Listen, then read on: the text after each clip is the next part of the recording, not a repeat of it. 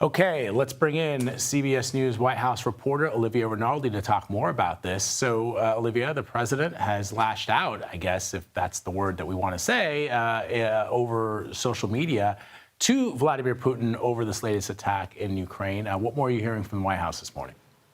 Well, Vlad, they're growing increasingly frustrating at not only Ukraine and President Zelensky, as we heard Trump talk about yesterday on True Social at Zelensky, but now he's directing his anger towards Putin. On True Social this morning, he wrote, "I am not happy with the Russian strikes on Kyiv, not necessary and very bad timing. Vladimir, stop. 5,000 soldiers a week are dying. Let's get this peace deal done."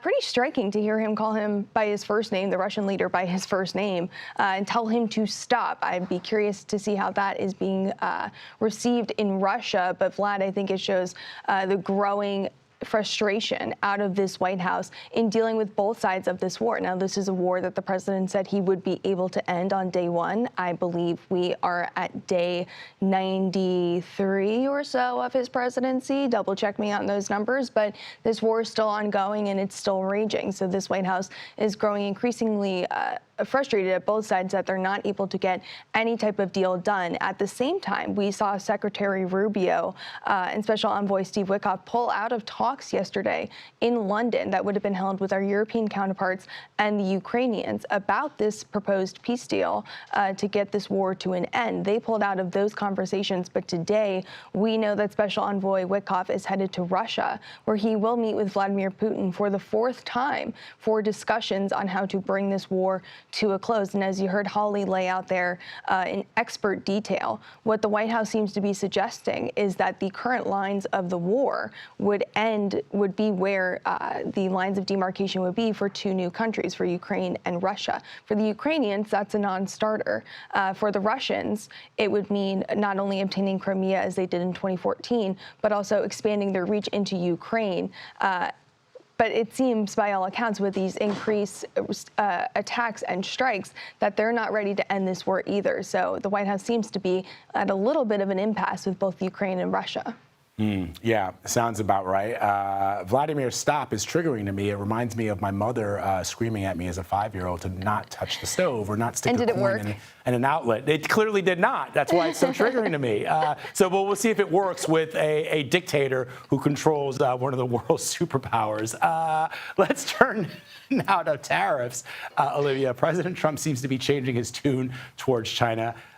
This is, I mean, you could almost have predicted this because we talked about this before. The Chinese do not have the worry about elections or polls or people protesting in the streets. It's just not something that is of concern to them, whereas this president does. So what's the latest with these quote-unquote negotiations? Because there always seems to be a 2-week time. Everything the president says is going to happen is always under a 2-week timeline. So what are we expecting in 2 weeks? Well, and the Chinese don't have to worry about people buying their goods. If not the United States, there are a plethora of other countries that are going to buy cheap Chinese products.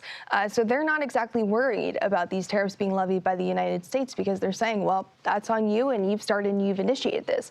We heard from the president yesterday, though, telling reporters in the Oval Office that some of those very high tariffs on China, that 145% tariff that's on some Chinese goods, is going to come down some incrementally. Take a listen to what he had to say here about these ongoing negotiations he's having with the Chinese. Yeah, we are going to have a fair deal with China. It's going to be fair. Are you talking to them actively now? Actively. Everything's active. Everybody wants to be a part of what we're doing. Now, the White House says they're talking to about 90 countries now, upping that from 70. We have yet to see a list of who exactly they're talking to and what these negotiations quite look like. They're holding this very close to the chest. But I do want to note that the Chinese have called any type of conversation about negotiations happening between the U.S. and China as fake news. They say there are not ongoing conversations. These are not happening actively. And this White House is continuing to press and say that, look, we might have to switch and change the way we're handling these negotiations with China, as we heard Scott Bessent say earlier this week, Vlad. Yeah, I mean, it's relatively easy to suggest, as the White House is, that there are active negotiations with trading partners because obviously the market likes that. But then when you get the Chinese suggesting that they've heard nothing, it leads one to wonder what's actually happening behind the scenes. Olivia Rinaldi reporting for us from Washington this morning. As always, appreciate it, Olivia. Thank you. Thank you.